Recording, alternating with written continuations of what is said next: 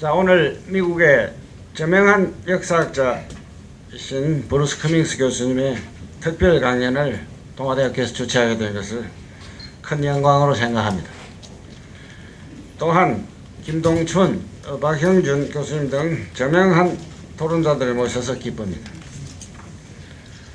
방금 소개한 대로 커밍스 교수님의 출세작인 한국전쟁의 기원 1, 2부는 냉전 시각에 함몰되었던 기존의 이론을 뛰어넘으면서 큰 파장을 일으켰습니다. 그의 주장을 지지하는 이들과 그리고 줄기차게 비판하는 자들이 생겼습니다. 그러나 학문적으로는 약 20년의 논구에 뛰어난 작품성을 지닌 이 저술들은 존 페어뱅크상 등 저명한 학술상 등을 차지하며 학계에 큰 칭송을 받았습니다. 그 이래 지난 수십 년간 진보적 시각에서 약 10권의 저서와 왕성한 평론 활동을 통해 이른바 행동하는 지성으로 살아오셨습니다. 현금의 한반도 정세는 한치 앞을 내다볼 수 없는 상황입니다. 우리 한국 사람들만 둔감할 뿐이지 외국에서는 한반도에 전쟁의 암문이 떨어져 있다고 관측하고 있습니다. 무엇보다 우리 지식인들은 한반도 문제의 평화적 해결을 견제해야 할 것입니다. 커밍스 교수님의 오늘 강연은 현재 남북한 정국을 이해하는 데 적시의 적절한 것이라 할 수 있습니다. 교수님은 올해 만 75세의 고령으로 근래 해외 방문을 극도로 자제하고 계십니다. 그리고 돌아가면은 고관절 수술을 앞두고 계십니다. 이런 신체적 어려움에도 불구하고 시카고 대학 재유학 시절 사제지간의 인연으로 동아대 초청을 기꺼이 수락하셨습니다. 노구를 끌고 부산을 찾아오신 커밍스 교수님을 다시 한번 큰 박수로 환영합시다. Well, thank you very much for coming. So many people here.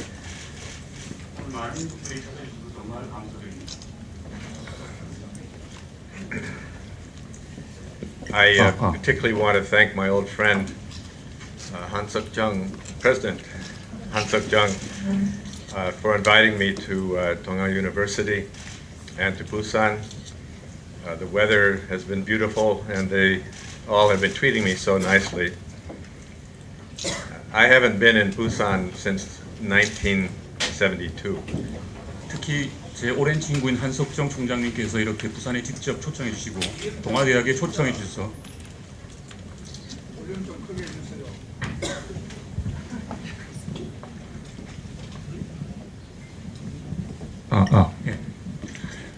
제 오랜 친구인 한석정 총장님께서 부산과 동아대에 이렇게 초청해 주셔서 정말 감사드립니다. 특히 제가 도착한 이후로 부산의 날씨가 매우 좋아서 정말 다행스럽습니다. 제가 도착한 이후로 정말 좋은 곳과 좋은 음식으로서 환대해 주셔서 감사드립니다. I also want to thank Dr. Son for not only translating for me, but also being such a good guide here in Busan. 특히 통역에도 감사드린다고 합니다. I remember President Han so well. The very first day he sat in my office, he started speaking Korean very rapidly.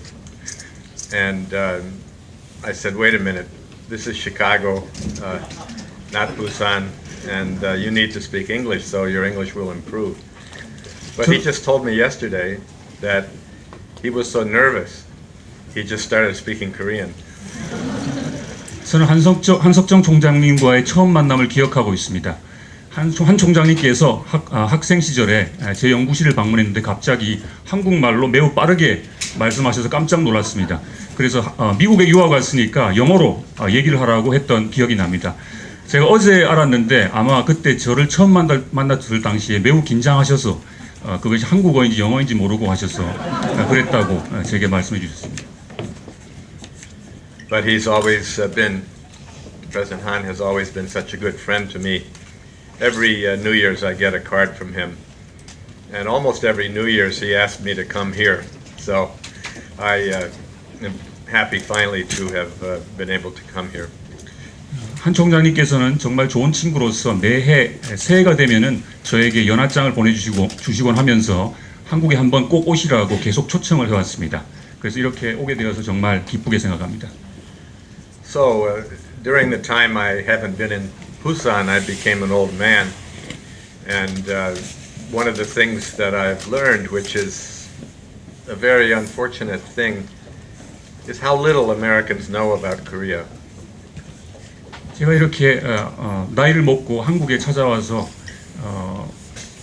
하나도 발견하게 된 것은 미국 사람들이 한국에 대해서 정말 모른다는 사실을 또 한 번 느끼게 됩니다. This probably begins with our President Trump, but it includes people of all walks of life. I was on an elevator going to the airport. The elevator operator said, "Where are you going?" And I said, "Well, I'm going to Korea and then to Hong Kong." And there was a pause, and then she said, "Oh, Hong Kong, Korea, how nice." 물론 트럼프 대통령은 말할 것도 없이 모든 계층의 미국 사람들은 한국에 대해서 잘 모르고 있습니다. 제가 이 여행을 위해서 공항에 가기 위해서 엘리베이터를 탔을 때 한 아주머니께서 제게 물어봤습니다. 어디로 가십니까? 라고 물어봐서 제가 한국과 홍콩을 들를 예정입니다라고 물으니까 한국, 홍콩 아주 좋은 곳이죠 하면서 한국과 홍콩을 구별 못하는 그런 일도 있었습니다. I met a North Korean in 1981 who had been to New York City on Olympic business, and he got in a cab, and the cab driver said, "Where are you from?" And the official said, "North Korea." And the driver said, "Is that where the police are beating up on the students?" No. 1981년 제가 한 에피소드를 들려드리자면은 택시기사가 북한 올림픽 관료를 태우게 되었습니다. 그때 택시기사가 당연히 어디로 가십니까? 어디에서 오셨습니까? 라고 이제 질문을 하니까 이분이 북한에서 저는 왔습니다라고 하니 거기가 학생들을 정부 관료들이 학생들을 때리는 곳입니까? 라고 이제 하더군요. So the North Korean official said, "No, that's not my country. That's South Korea." 아니요, 거기는 북한이 아니라 한국입니다라고 대답을 했습니다. And the driver said, "I hate those communists." 그러니 택시기사가 난 그런 거기에 있는 정말 공산주의자들이 정말 싫다라고 이제 대답을 했습니다. But the North Korean official called this amnesia, and he thought it had a bright side, that because Americans didn't know much or remember much about Korea, relations between the U.S. and the DPRK could become easier. 근데 북한 관리는 이걸 갖다가 좀 좋은 기회로 생각을 하고 이걸 망각이라고 불렀습니다. 왜냐하면은 좋은 측면에서 보자면 미국과 북한의 관계가 좀 더 좋아질 수 있는 기회가 될 수 있다고 생각했기 때문입니다.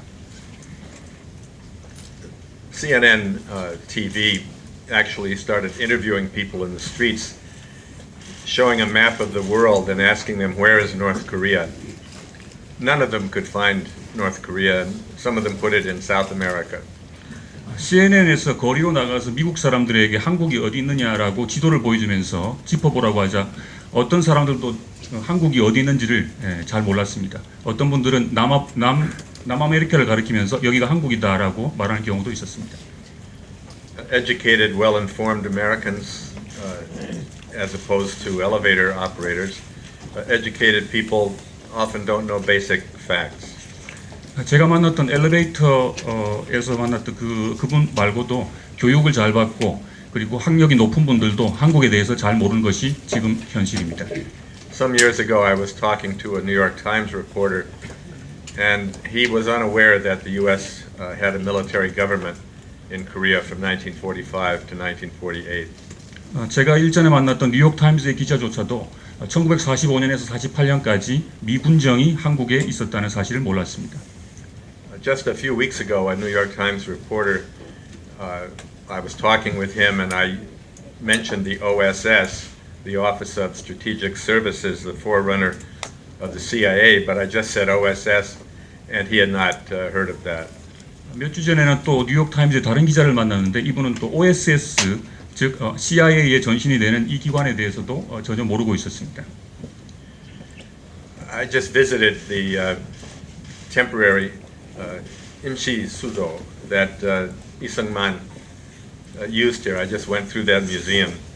It was the OSS that brought Syngman Rhee back to Korea on a secret intelligence mission in October 1945. 방금 전에 점심을 하고 나서 저는 동아대학교 뒤편에 있는 임시수도 기념관을 갔다 왔습니다.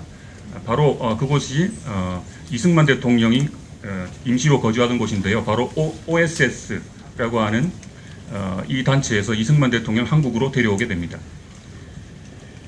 Perhaps the most amazing thing to me is that Donald Rumsfeld, who has twice been the Secretary of Defense, when he came into the Pentagon in 2001, he didn't know there were 40,000 American troops in South Korea.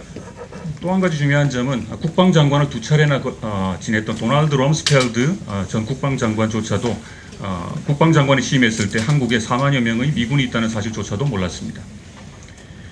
This is, of course, General MacArthur and his airplane, the Bataan.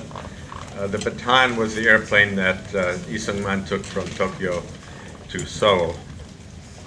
여기 보시는 사진이 바로 메가더 장군과 그의 비행기 바탄 비행기인데 바로 이 비행기를 타고 이승만 대통령이 일본에서 한국으로 오게 됩니다. And here he is speaking to a crowd in Seoul in October 20th, 1945. That's General John Hodge to his right. 그리고 이 사진에서 보다시피 이승만 대통령이 1948년에 존 하지 장군 옆에서 면서를 하고 있는 장면입니다.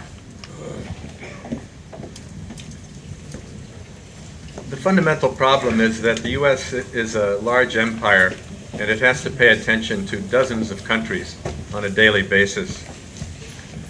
기본적인 사실은 미국이 매우 큰 제국이기 때문에 수십 개국에 대해서 관심을 쏟아야 하는 입장에 있다는 사실입니다.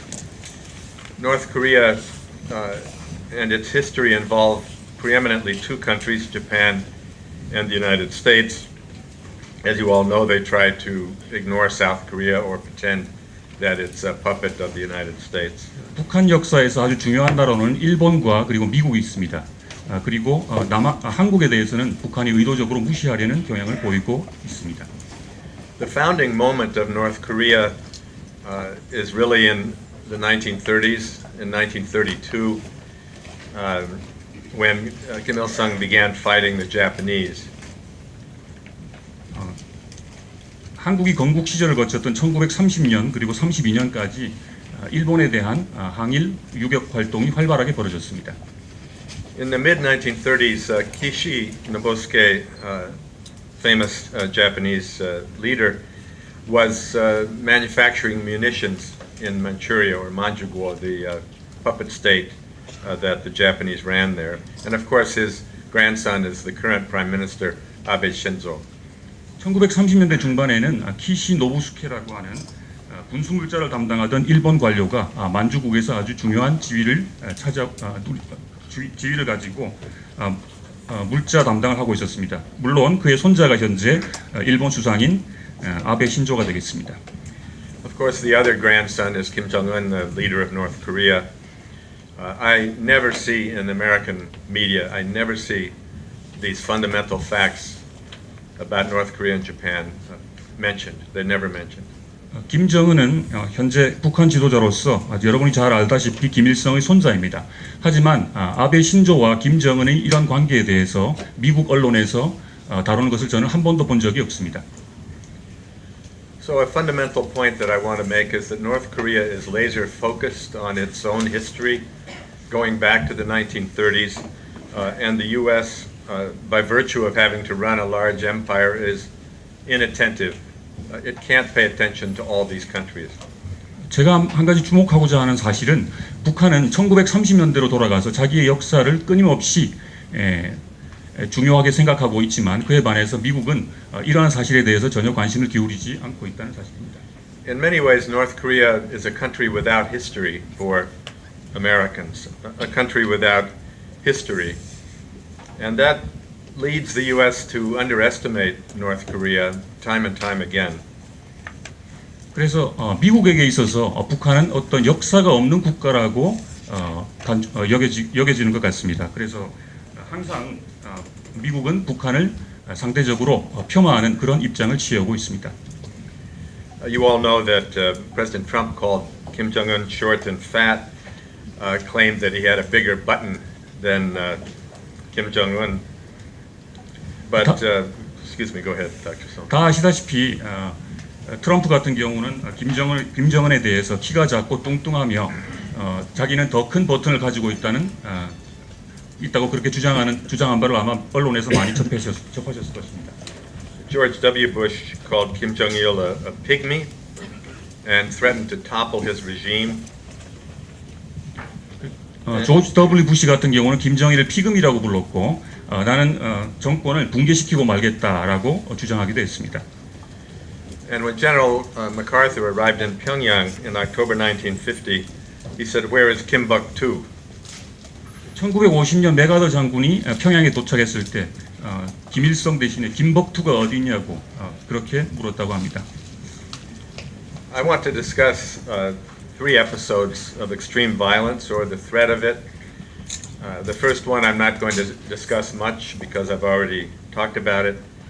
The war against Japanese imperialism in Manchuria, the American air war against North Korea, and the history and peril of nuclear weapons in Korea. 그래서 저는 역사가 관련된 끔찍한 폭력 그리고 위협에 대해서 세 가지 에피소드를 나눠서 구별해 보았습니다. 첫 번째인 일본 제국주의에 대한 전쟁은 항일 운동에 대해서는 그 앞에서 이미 언급했기 때문에 특별히 언급하지는 않겠습니다. 두 번째는 북한에 대한 미국의 공습, 세 번째는 한반도에서의 핵의 역사와 핵의 위협에 대해서 논해보도록 하겠습니다. One thing I want to point out to you is that there is no serious discussion of any of these three subjects in the United States. 한 가지 아셔야 될 것은 미국에서 이 위와 같은 세 가지 주제에 대한 어떤 심각한 논의도 이루어지지 않고 있다는 사실입니다. I have read the New York Times every day since I was a graduate student. That means I read the New York Times for the past more than 50 years. 제가 대학원 시절부터 뉴욕 타임즈를 빠지지 않고 꼬박꼬박 읽고 있습니다. 그러니까 아마 50년 정도 된 것 같습니다. I've never seen a serious article on Kim Il-sung's background as a guerrilla fighter in the 1930s. Never. 뉴욕 타임즈에 1930년대 김일성의 항일 운동에 대해서 실린 기사를 저는 단 한 번도 본 적이 없습니다. And when I lecture about the American air war against North Korea during the Korean War, or American nuclear weapons in Korea, people in the audience are always surprised to hear these things because they haven't heard them before. 북한에 대한 미국의 공습과 그리고 한반도 핵 역사와 위협에 대해서 제가 강의를 하게 되면은 항상 학생들은 전혀 몰랐던 사실을 알게 되었다면서 깜짝 놀라곤 합니다. So amnesia is forgetting something that you once knew, but there's also never knowing. And also not caring. 어떤 엠니지아라고 하는 것은 망각을 나타낸 것이고요. 그리고 또 그것은 무언가를 잊어버린다라고 하는 것도 될 수 있고, 그리고 또 결코 알고 싶어 하지 않는다는 것, 그리고 또 전혀 개의치 않는다는 것도 포함하고 있습니다. The philosopher Friedrich Nietzsche was a great student of history and memory. He once said, "What is it that we are remembering to forget?"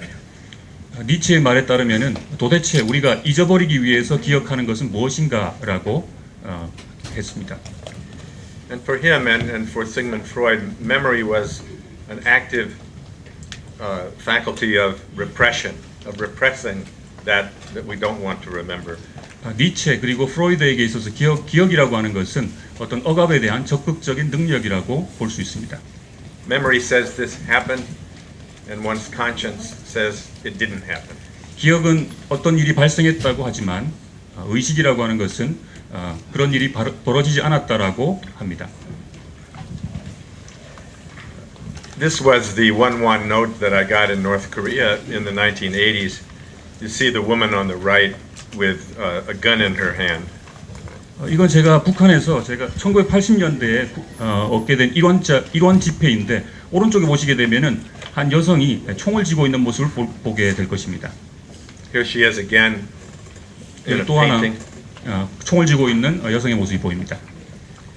And here she is again, an inlaid tile mural on the side of across the street from the Pyongyang Hotel. 길 건너편에 보이는 빌딩에 조각되어 있는 그림 조각 작품에도 총을 쥐고 있는 여성의 모습이 보입니다. It's a funny thing that North Korea has just changed the date of the founding of its army from April 25th, 1932 to February 8th, 1948. That's not on the slide. 예.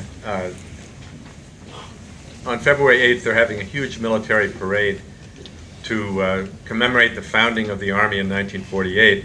But for many years before that, they said the army began in April 1932.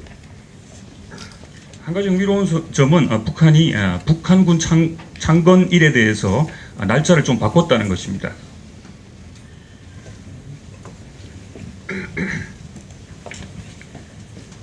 Here I'm relying on Han Hong-gu's research, a South Korean historian, who did a very fine dissertation that came out in 1999. And he found out that Koreans were 80 or 90% of the so-called Chinese Communist Party in Manchuria. 한홍구 학자에 의한 연구가 매우 흥미로운데요. 1999년에 발표한 논문에 따르면은 한국인들이 중국 공산당의 80에서 90%를 차지하고 있었다고 밝히고 있습니다. I've already talked about Kishi and Abe. Tojo Hideki was provost marshal in Manchukuo during these years. 제가 이미 기시와 아베의 관계에 대해서 이미 앞에서 설명했는데요. 그리고 도조 히데키 역시 만주국에서 헌병대 사령관을 당시에 지내고 있었습니다.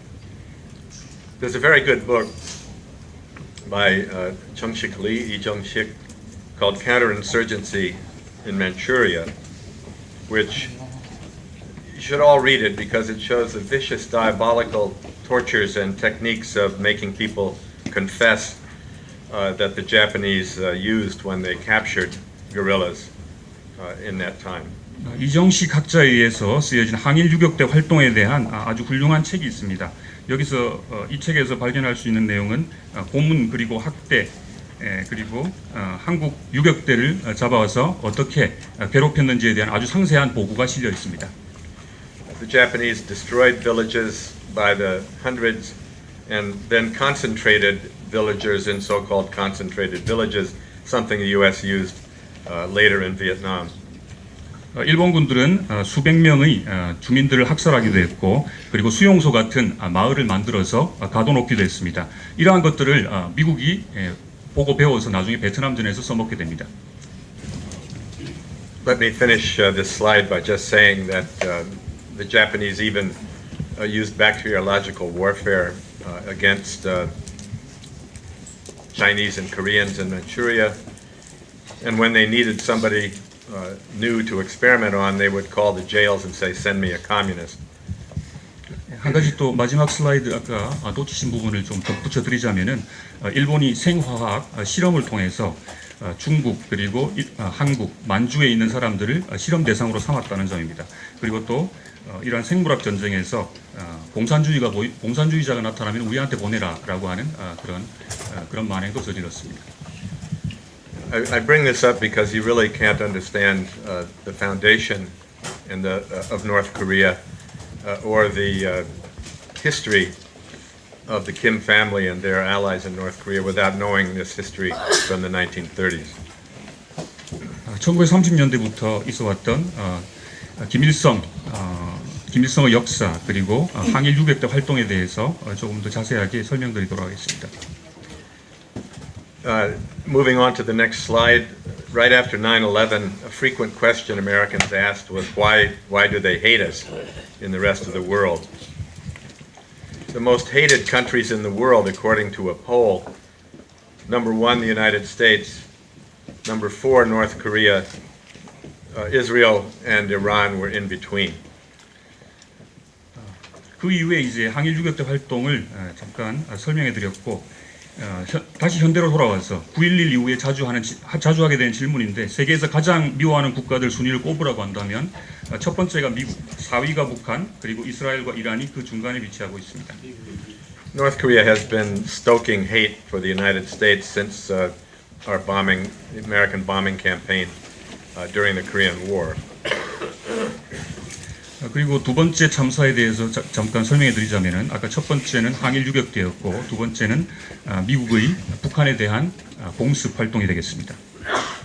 Here the apocalypse is the bombing, which was continuous for 3 years, and the absence is Americans not knowing anything about it.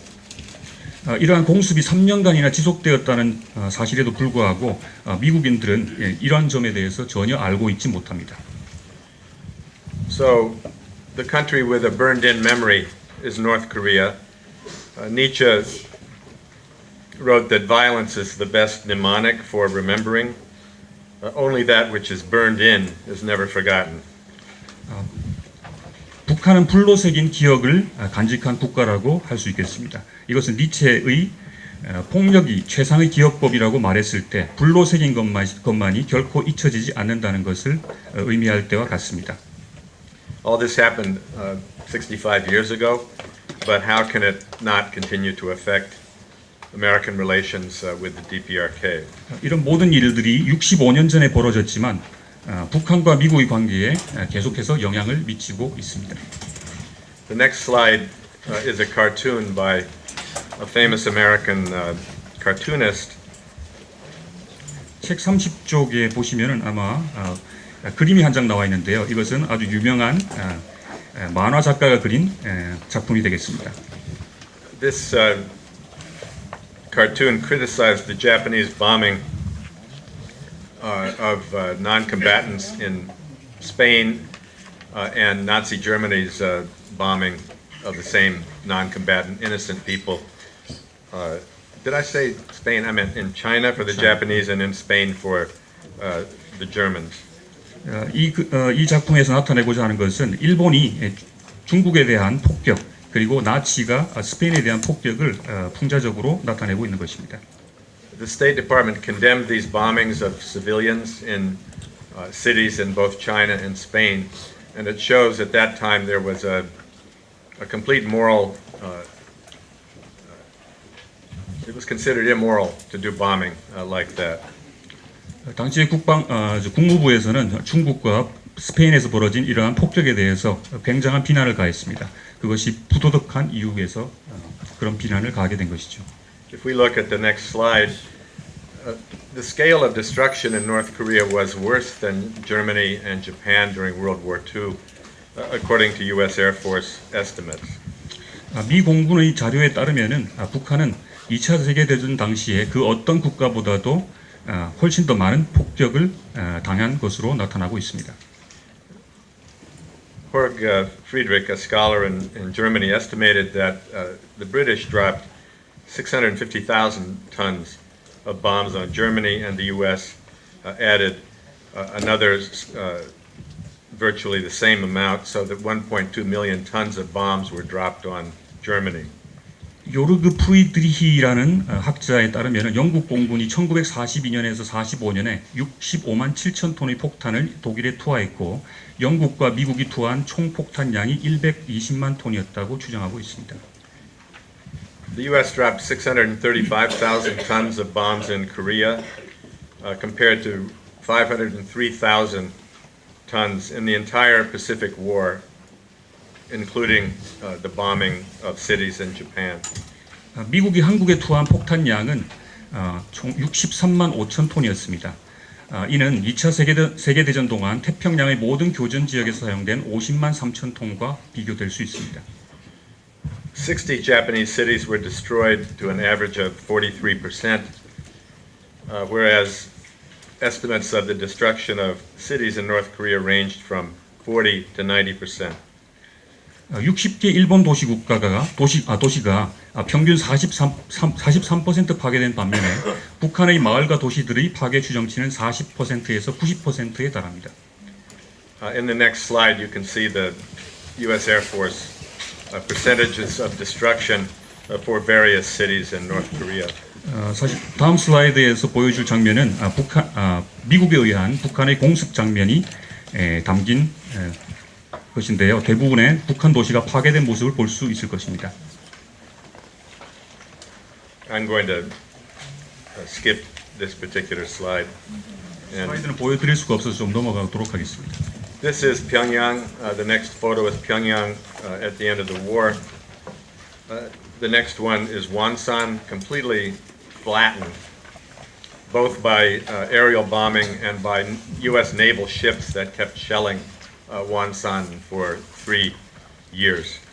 폭격이 끝나고 나서의 장면들을 슬라이드에 많이 담았는데요. 특히 원산 같은 경우는 완전히 폭격을 당해서 거의 형체조차 찾아볼 수 없는 모습을 보여주고 있습니다. This book, North Korea Caught in Time, has lots of photos of the bombing and the aftermath of the war in Northern Korea, in North Korea. 그리고 그 다음 슬라이드 역시 시간에 갇혀 있는 북한 주민들의 모습을 한번 담아보았습니다. 한국 전쟁 동안 많은 파괴와 폭발로 인해서 북한 주민들이 어떤 고통을 겪었는지를 사진들은 보여주고 있습니다. On the next slide, you see another photo of Pyongyang completely destroyed at the end of the war. 또 다른 사진 역시 전쟁 이후에 파괴된 평양의 모습을 보여주고 있습니다. And the next photo is the kind of dugout, underground dugout that people lived in during this bombing. 그리고 또 다른 사진에서는 지하 땅굴처럼 파여져 있는 집에 살고 있는 북한 주민들의 모습을 보여주고 있습니다. This is a woman looking after, trying to find a relative, and you can see the blasted terrain. 35쪽에 보시면은 한 여인분께서 잃어버린 친척분들을 찾느라고 울부짖고 있는 모습을 보실 수 있겠습니다. This is a photo from 1957 in downtown Pyongyang, where they're still rebuilding, much of it being done by hand. 35쪽 하단에 보시는 사진은 1957년 북한이 전쟁 복구를 하는 모습을 담고 있습니다.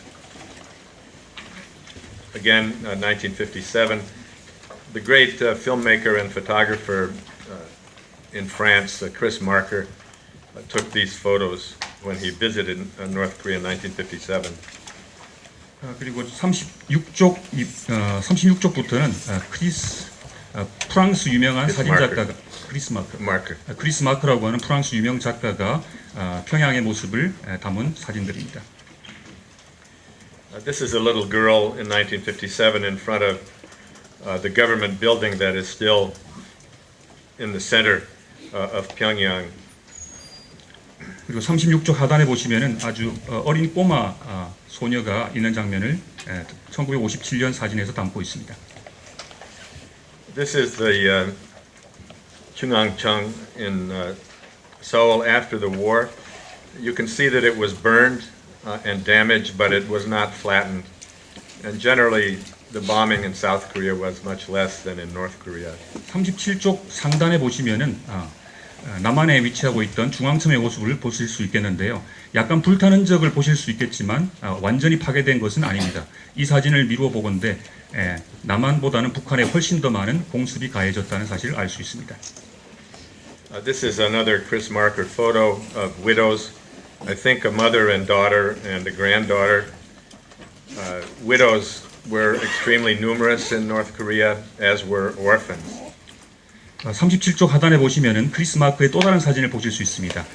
여기서 보면은 과부들의 모습을 볼 수 있는데요. 북한에서 당시에 전쟁으로 인한 많은 과부들이 있었음을 알 수 있습니다. As I said earlier, most Americans have no idea that the U.S. had nuclear weapons in South Korea from 1958 to 1991. The decision was made in 1957, but the weapons were not installed until 1958. 많은 사람들이 또 하나 모르고 있는 사실은 1957년부터 1991년까지 남한에 핵무기들이 배치되었다는 사실입니다. 시작된 것은 1950 사실을 결정한 것은 1957년이고 남반도에 배치된 것은 1958년부터라고 할 수 있겠습니다. When you look at discussions on the National Security Council, the officials were aware that they were breaking the armistice agreement. Section 13D would never allow nuclear weapons to be put into either South Korea or North Korea.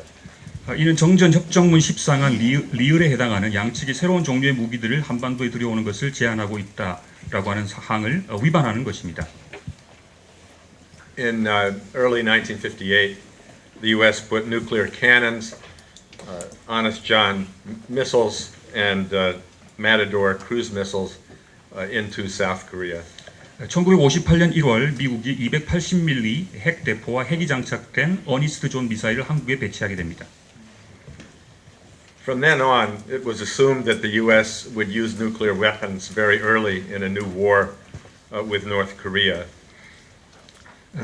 그로부터 계속해서 한국 방위 전략은 전쟁 발발 초기에 핵무기를 사용한다는 통상적인 계획에 맞춰지게 됩니다. A 1967 war game, Pentagon war game script said that both the ROK and the U.S. Army had keyed their defense plans almost entirely on the early use of nuclear weapons if North Korea invaded. 1967년의 미 국방부 전쟁 연습 시나리오에 따르면 한국군 12개 사단과 주한미군 2개 사단이 북한 공격 시에 방어 계획들을 핵무기 조기 사용에 거의 모두 맞춰놓고 있다는 사실을 알 수 있습니다. The reason was very simple. North Korea had no nuclear weapons. China and Russia would not defend them with nuclear weapons. 그 이유는 매우 간단합니다. 중국과 러시아와는 달리 북한이 핵무기가 없었기 때문입니다. So the U.S. Could use nuclear weapons as it did against Japan because neither country had their own nuclear weapons to counterattack. 이런 이유로 미국은 일본에게 한 것처럼 핵무기를 사용할 수 있을 것이었습니다. This next slide is a picture of a backpack nuclear weapon. 슬라이드를 통해서 보여주고 싶었던 사진이 한 장 더 있는데요. 바로 핵 배낭 사진입니다. You actually can put this up on your back, get in a jeep, and drive around the south part of the DMZ, which is exactly what American soldiers did. 이건 그냥 등에다가 메고 당시에 미국 군인들이 그랬던 것처럼 DMZ 남쪽을 배회할 수 차를 타고서 배회할 수 있는 그런 무기였습니다.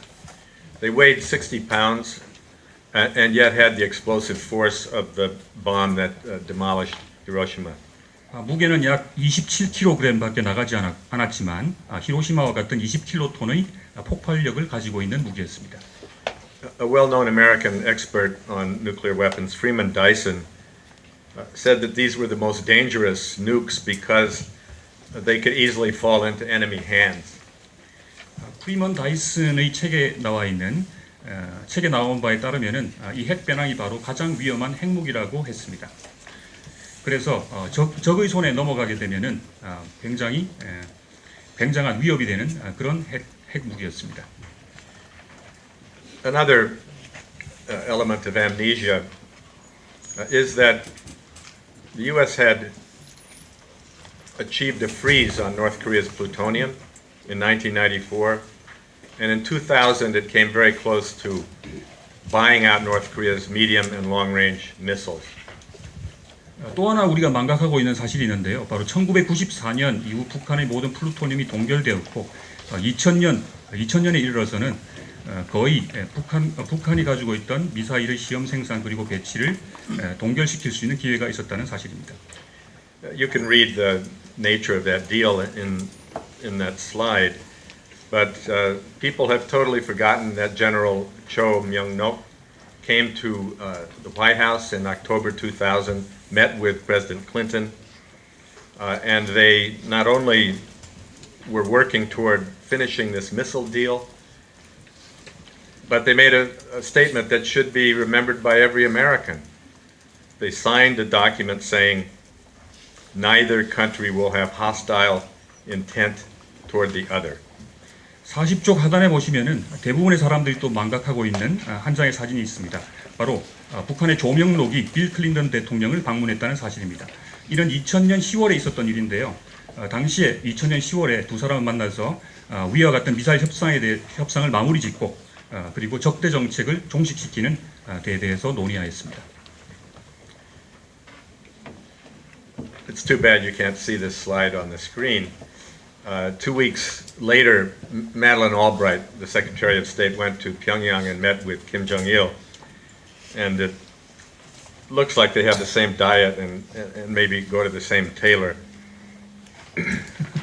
41쪽 상단에 보시면은 슬라이드를 보여드릴 수 없어서 좀 안타깝습니다만 조명록의 워싱턴 방문 이후 2주 후에 매들린 올브라이트가 북한을 방문해서 김정일과 함께 나란히 찍은 사진이 있습니다. 지금 보시면 아시겠지만 김정일의 복장이라든지 그리고 몸 상태를 보아서 다이어트 그리고 다이어트에는 좀 실패한 것 같고 양복 재단사는 아마 같았던 것 같습니다. I think Kim Jong-il was also happy to meet a statesperson that was shorter than he was. 또 김정일은 아마 자기보다 키 작은 미국 관료를 만나서 아마 기뻤을 거라고 저는 생각합니다.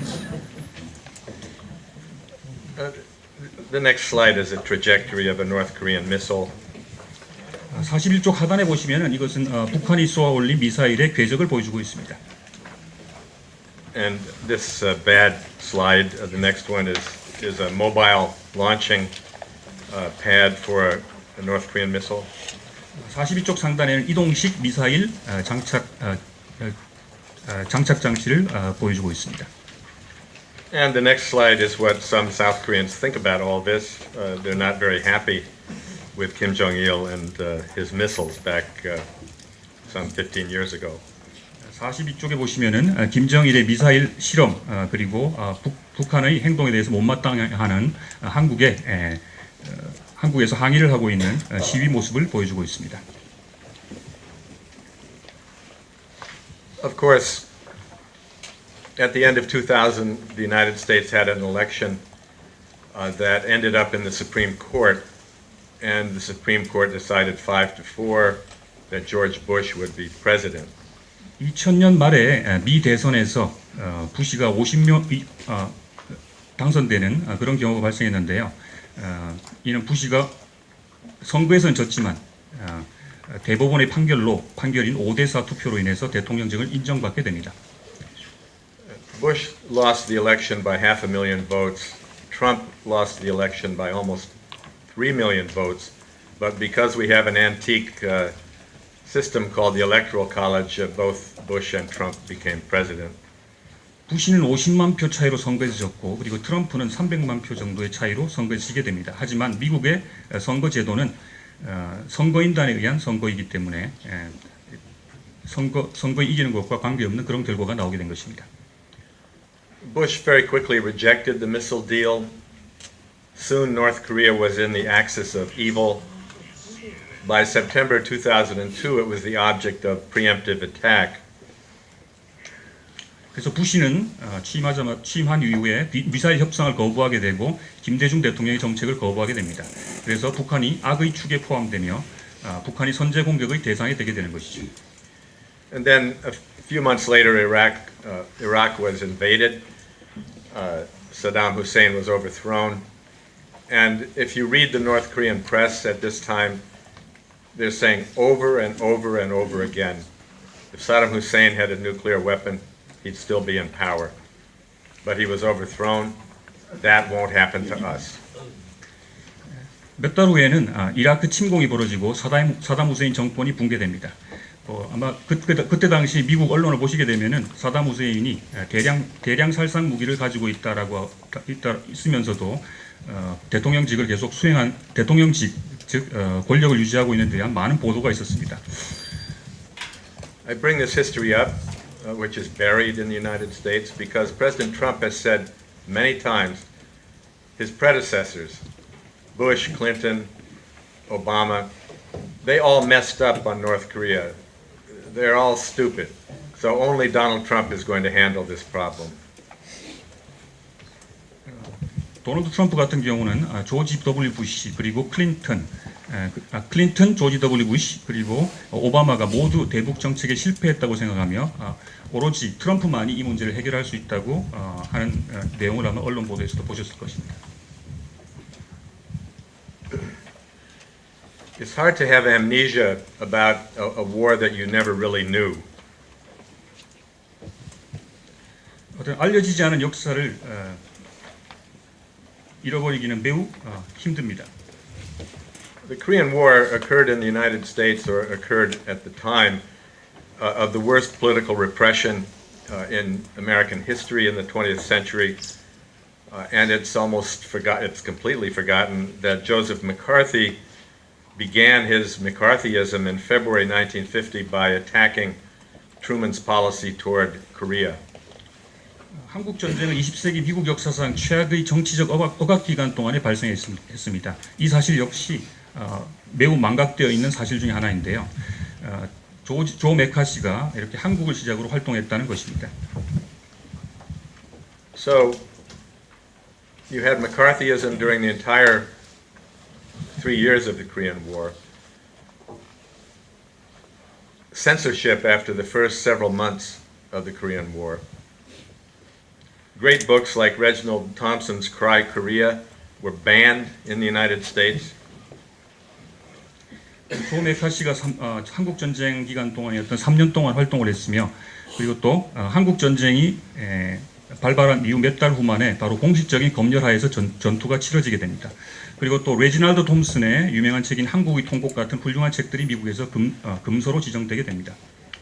So it wasn't a television war like Vietnam. It was not seen. But because it went badly very quickly, it became unpopular, a deeply unpopular war, soon as unpopular as the Vietnam War. 한국 전쟁은 베트남 전처럼 TV 전쟁이 아니어서 보여지지 않았습니다. 1951년 중반까지는 매우 인기가 없었던 전쟁이었고 트루먼이 재선에 도전하지 않기로 결정하게 됩니다. Truman could have run again for president in 1952, but like Lyndon Johnson in 1968, he decided not to run because he was so unpopular. 트루먼은 재선에 도전할 수 있었지만 1952년에 그렇게 하지 않았고, 이것은 1968년에 존슨이 그렇게 하지 않은 것과 같았습니다. 매우 인기가 없었기 때문이죠. The huge controversy that developed after Truman fired MacArthur turned the verdict on the war into a partisan political battle. 그리고 또 트루먼이 메가더 장군을 해임하고 난 이후에 트루먼과 메가더의 논쟁이 한국 전쟁에 대한 매우 당파적인 정쟁으로 변질되게 됩니다. So it ended up being buried with two different epitaphs. A limited war was what Truman and many Democrats called it, whereas MacArthur's statement, no substitute for victory, was basically the Republican position, and most Americans turned away and forgot about this war. 따라서 한국 전쟁은 상반된 묘비명을 가진 채 기억 속에 묻혀지고 맙니다. 즉 트루먼과 같은 민주당원들은 국지전이라고 부르기를 원했지만 메가더와 같은 공화당원들은 승리의 대체물은 없다라고 주장을 하게 되는 것이죠. 그래서 이런 논쟁 가운데서 미국인들은 이 문제에 대해서 고개를 돌려버리게 됩니다.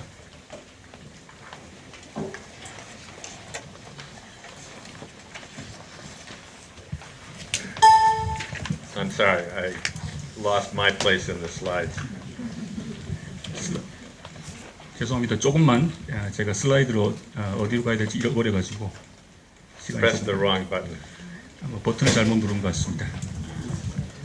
So if you look at the next slide, 70 years on the road to where, 다음 슬라이드에서 보여주고 70년 동안 우리는 어디로 가고 있나라는 슬라이드입니다. the Korean War is the best example in our contemporary world of how easy it is to get into a war and how terribly hard it is to get out. 한국 전쟁은 전쟁을 시작하기는 정말 쉽지만 빠져나오기는 끔찍할 만큼 힘들다는 것을 보여주는 우리 동시대의 가장 좋은 예가 되고 있습니다.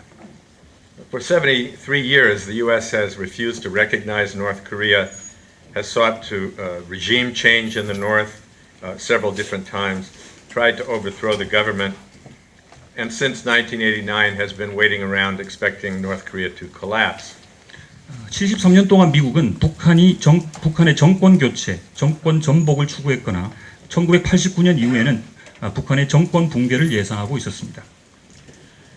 I know there are many people in this room who don't like North Korea, but it's an amazing country in the sense that it knows how to survive and it knows how to hold on to power, and it doesn't care whether we like it or not. 아마 여기에 모이신 많은 분들은 북한을 좋아하지 않을지 모르겠습니다. 하지만 중요한 사실은 북한이 이 기간 동안에 어떻게 생존하는지 그리고 어떻게 권력을 유지하는 법에 대해서 그 누구보다도 잘 알고 있다는 점입니다. So when you look back over this long period of time, the U.S. came into South Korea with 25,000 troops to stop Kim Il-sung and his guerrilla friends backed by the Soviet Union from taking over the whole peninsula. And today they're dealing with Kim Il-sung's grandson. 1945년 2만 5천 명의 미군이 상륙했고요. 그리고 73년 후에는 2만 8천 명이 남아 있습니다. 그리고 이런 미군들이 김일성과 그 자손들이 한반도를 점령하는 것을 막아오고 있습니다. And 73 years later, 28,000 American troops remain in South Korea with the problem completely unsolved. 73년 후에도 여전히 미군이 남아 있지만 근본적인 문제에 대한 해결은 전혀 되고 있지 않습니다. If you look at it this way, it's a colossal American strategic failure. 이렇게 문제가 해결되지 않은 상태로 남아 있는 것을 보아서 이것은 미국의 엄청난 전략적 실패임을 알 수 있습니다. I want to close by saying we really have an epitaph for ourselves, meaning Americans. North Koreans defying every American expectation and desire that they disappear, erase themselves, or get overthrown. 최종 의견으로 제가 한번 제시하고 싶은 것은 우리 스스로를 위한 묘비명은 아마 다음과 같을 것이라는 겁니다. 미국 스스로가 지워버리는 모든 예상과 갈망을 북한은 거부한다는 사실입니다. Americans refusing to seek an understanding with their very old adversary, North Korea, always defensive about their own actions and responsibilities, and still with no real desire for understanding the enemy. 미국인들은 그들의 오랜 적을 이해하기를 거부하고 있으며 항상 스스로의 행동과 책임에 대해서 방어적이며 여전히 이해를 위한 열정을 갖고 있지 않습니다. So Americans remain steeped in denial about a conflict that is both 70 years old and always within an inch of breaking out again. 그래서 미국인들은 여전히 70년 묵은 항상 재발이 임박한 충돌에 대해서 깊이 부정하고 있는 상태입니다. In 2011, Defense Secretary Leon Panetta said they had been within an inch of war with North Korea for months. 2011년 레온 파네타 국방장관은 몇 달 동안 북한과의 전쟁이 임박했었다라고 밝히기도 했습니다. Thank you very much for your attention. 감사합니다. I'll be happy to answer questions.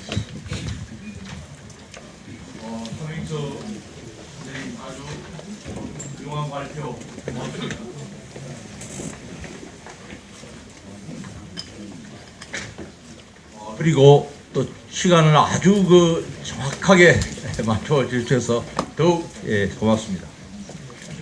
그럼 지금부터 두 분의 토론을 듣도록 하겠습니다. 시간은 15분 정도로 하도록 하고 통역은 별도로 하지 않고 중간중간에 통역하시는 선생님께서 요약을 해서 전달해 드릴 겁니다. 그럼 먼저 김동춘 선생님 부탁드립니다.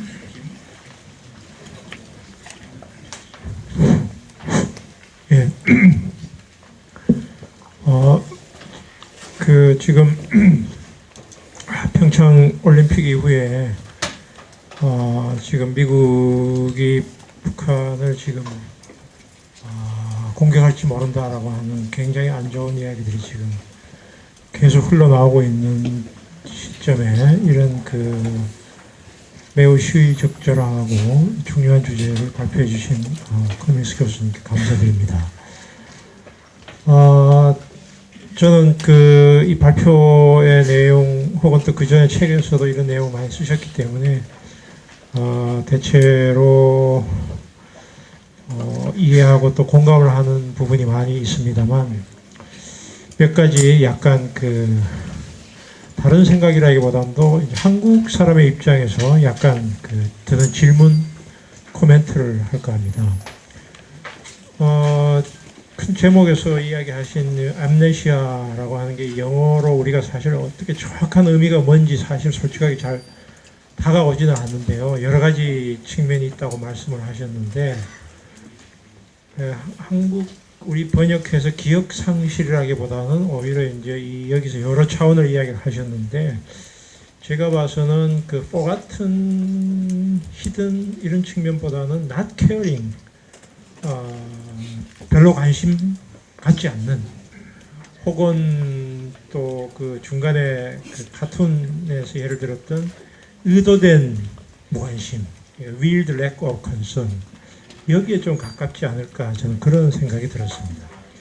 그러니까 우선 그 여기서 기억상실증이라고 하죠. 엠네시아의 여러 차원 중에서 사실 자체를 우선 모르는 것, 무지가 더 큰 것이 아닌가 이렇게 생각이 되기 때문에 사실 forgotten이라는 표현은 저는 적절치 않다고 평소에 좀 생각을 해왔습니다. 그렇지만 그 여기서 미국을 하나의 그 전체로 지금 이야기를 하시는데 저는 최고의 정책 결정권에 있는 핵심 엘리트들에게는 부분적으로 엠네시아가 맞다고 생각하는데요.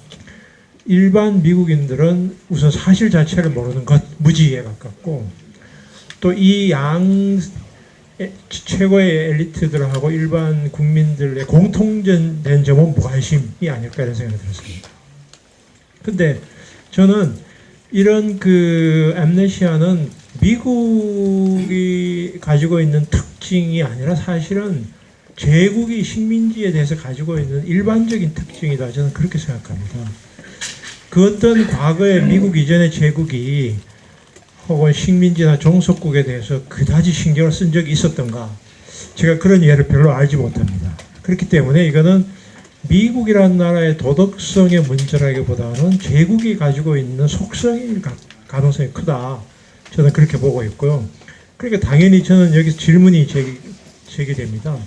일본에 대해서는 그럼 어떠한가? 미국이. 당연히 이런 질문이 제기되고 있고, 물론 일본에 대해서는 뭐 히로시마 나가사키는 누구나 알고 있지만, 예를 들면 동경공습이라든지, 그 다음에 그 오키나와 전투라든지, 이런 그 일본인들에게 굉장히 많은 피해를 준 그런 거를 과연 미국 사람들이 기억하고 있는가? 저는 아닐 것 같다는 생각입니다.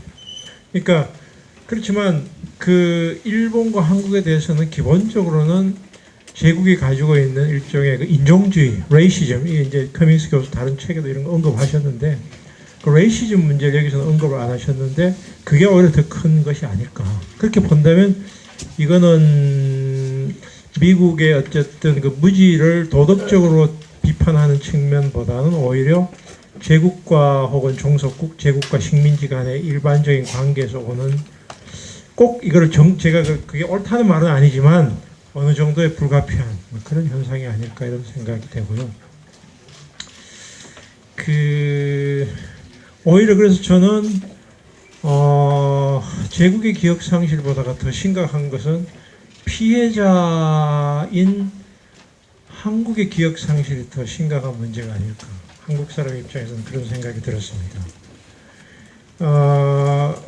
왜냐하면은 이 모든 제국주의 국가는 거기 떠날 때 언제나 과거의 종속국이나 식민지였던 나라들에게 분열의 씨앗을 남겨놓고 떠나고 또 이 세력들이 나중에는 서로 간에 이제 갈등과 전쟁을 일으켜서 45년 이후에 대체로 피비린내 나는 내부에 이제 이 내전이 일어나게 되고 대표적인 예가 이제 인도하고 파키스탄 같은 경우고 어쩌면 한반도도 일본이 떠나면서 사실은 소위 말해서 친일파와 이 독립운동하는 사람들을 결국은 전쟁 상태로 몰아넣은 이런 과정이 아니었나 생각이 됩니다. 그렇게 본다면 오히려 그 한국 내에서 이런 그 전쟁을 의도적으로 기억하지 않으려고 하는 측면 그 세력들하고 어쩌면 미국의 그 제국의 어쨌든 이해관계가 어쩌면 결합되어 있는 그런 측면이 오히려 더 큰 게 아닐까 이런 생각도 해보게 되고요.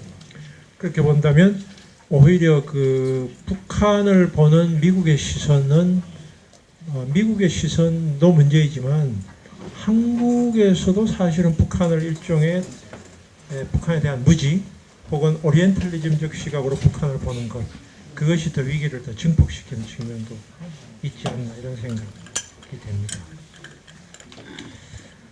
그리고 또 약간의 이제 그 뭐라고 할까 좀 보완 이렇게 좀 묻고 싶은거나 혹은 이런 부분은 그러니까 기억 상실이 미국의 문제점인 측면도 있지만 90년대 이후에는 북한의 미사일이나 핵 개발 문제는 사실상 무지에 기초한 거라기보다는 의도된 방치의 측면도 굉장히 크다.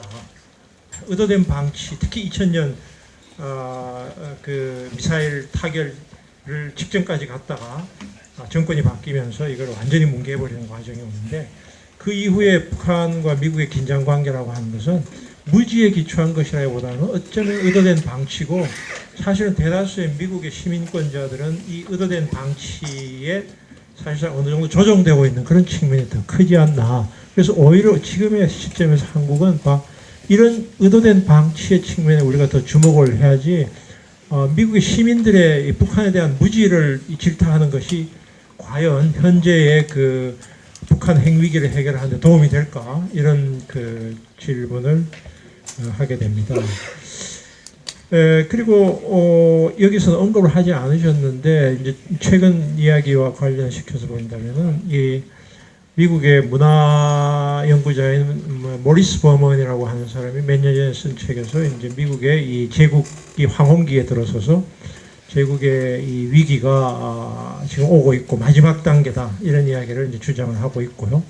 촘스키 같은 분도 이 트럼프의 당선은 바로 이 미 제국의 붕괴를 더 촉진시키는 일종의 그 자기 파괴, 자살적인 그런 측면이 있다라고 이야기를 하셨는데 이 모리스 버먼이 주장한 것에 의하면은 바로 미국의 가지고 있는 기본적인 특징으로서 몇 가지를 지적하고 있는데 그 중에 대표적인 것이 무관심, 그 타국에 대한 절대적 무관심, 그리고 무지, 그 다음에 타인의 고통에 대한 공감의 절대적 결핍 이런 세 가지를 미국의 도덕적 붕괴한 굉장히 중요한 징후로 들고 있습니다. 그렇게 본다면 오히려 지금 현재의 그 트럼프하의 미국은 달러 패권과 그 막대한 국가 부채의 위기에 처한 미국의 탈출구로서 북한 핵 위기를 의도적으로 이제 조장하고 있는 측면도 있는 것 같고요. 그래서 한국 사람의 입장에서 봤을 때는 그렇다면 이런 그 제국의 패권이 이행하는 현재 시점, 물론 그것이 뭐 중국의 패권으로 간다는 이야기는 아닙니다만 그런 상황에서 지금까지 역사를 봤을 때 이 제국이 이렇게 계속 패권이 이동하는 과정 속에서 전쟁이 없이 그게 과연 굉장히 평화로운 방식으로 패권이 이동이 가능한가 이런 이제 두려움을 한국 사람이 좀 당연히 갖게 되고 그래서 한반도가 이제 그 또 한 번의 희생양이 되지 않을까 이런 우려를 가지고 있습니다. 그래서 이 문제에 대해서 어떻게 생각하시는지 그걸 제가 묻고 싶습니다. 최근에 이제 뭐 빅터 차를 임명하지 않는 것에 대한 여러 가지 또 그 다음에 트럼프의 연설에서 무려 7분 동안이나 북한에 대한 굉장히 강경한 발언들을 했고 탈북자를 지성호 씨를 등장시킨 것도 매우 우려스러운 현상인데 어쨌든 이런 그 현재 우리가 미국의 어쨌든 이 한반도 혹은 특히 북한에 대한 무지를 이야기하기에는 너무 상황이 지금 매우 어려운 상황에 우리가 처해 있다. 이런 부분에 대해서 좀 권명수 교수님이 오셨으니까 좀 이야기를 해주시면 좋지 않을까 이런 생각을 하면서 저의 간단한 코멘트를 마치겠습니다. 감사합니다.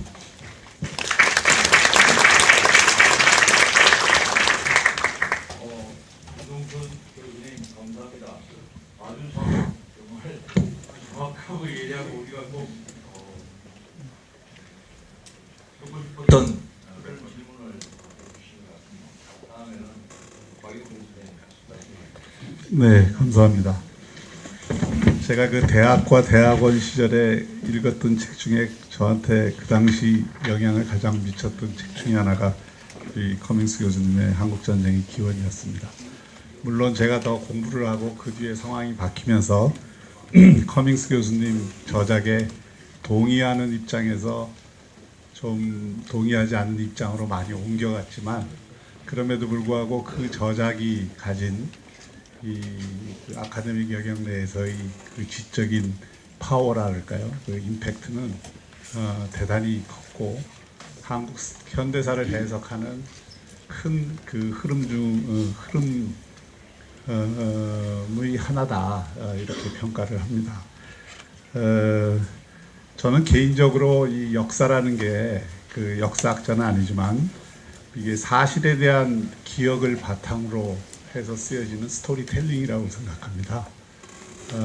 우리가 물론 실증을 통한 여러 가지 사실 연구를 하지만 결국 그 사실을 어떻게 해석하고 그 해석된 사실을 어떻게 스토리로 만들어내느냐, 그리고 그 스토리 간에는 불가피하게 현실적인 정치 권력적 맥락 하에서 또 현실의 어떤 정치 과정 안에서 투쟁이 일어날 수밖에 없습니다.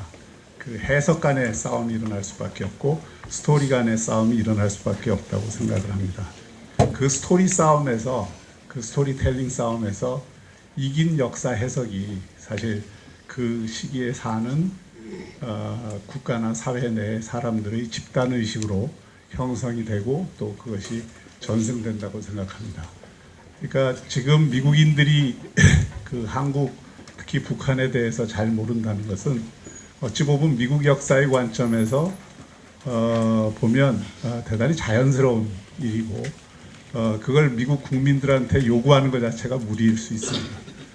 물론 미국의 정책 기반자들이나 지식인들은 북한을 좀 더 잘 이해함으로써 자신들이 어떤 정책 결정을 하는데 훨씬 더 유연하고 훨씬 더 포괄적이고 훨씬 더 심층적인 판단을 할 수 있는 근거는 되겠지만, 미국이 북한을 알고 모르고의 문제가 아니라 미국이 생각하는 역사에 대한 스토리텔링과 북한이 생각하는 역사에 대한 스토리텔링이 근원적으로 다를 수밖에 없고, 그 안에는 그 이미 전쟁을 포함해서 엄청난 그 투쟁의 역사 속에서 서로 형성된 것이기 때문에 그것을 어떤 이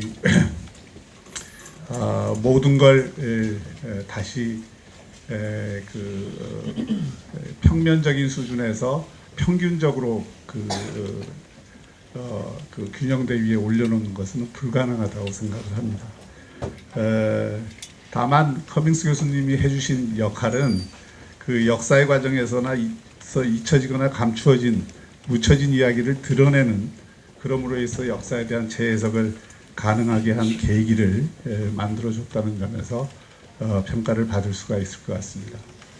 북한에 대한 이해에 있어서 그 커밍스 교수님은 북한에 대한 내재적 시각을 굉장히 강조하고 계십니다. 그 항일 유격전이나 한국전쟁 공습이 가져왔던 그 재앙적인 과정, 또 한반도의 핵무기 배치 과정에서 북한이 느꼈던 공포, 이런 것들을 이제 그 북한의 입장에서 쭉 서술을 하고, 그것을 미국 정책 기반자들이 제대로 이해를 하지 못함으로 인해서 이 제국적 시각에서만 북한을 바라보고 있다는 비판을 하고 계신데요. 그러나 저희 입장에서는 또 달리 이 남북한 문제라든지 현재 우리가 처해 있는 대북 문제라고 하는 것은 불가피하게 이 체제의 문제하고 분리될 수 없다고 생각을 합니다. 그 이야기는 자칫 이 북한을 내재적으로 이해하는 시각이 북한 체제를 정당화하거나 또는 북한의 핵무기 개발을 그럴 수밖에 없었다라는 식으로 정당화하는 논리로 이용될 위험, 이런 것들을 우리 시각에서는 가질 수밖에 없다. 커밍스 교수님 입장에서는 그 역사에 대한 하나의 그 스토리텔링을 드러내는 것일 수 있지만, 우리 현실적으로 이 북한의 핵무기를 개발을 바라보고 또 북한과 적성국가라고 하는 관점에서 대립되고 있는 이 현실에서는 그런 문제들을 함께 고려할 수밖에 없다고 생각을 합니다. 제가 왜 이런 말씀을 드리냐면 북한이 어떤 역사적 과정을 거쳐서 그 현재 이르렀는가를 내재적으로 이해하는 것과 그 한민족의 역사나 앞으로의 미래를 위해서 북한 체제가 갖는 이 문제와 또 그것이 갖는 제가 보기에는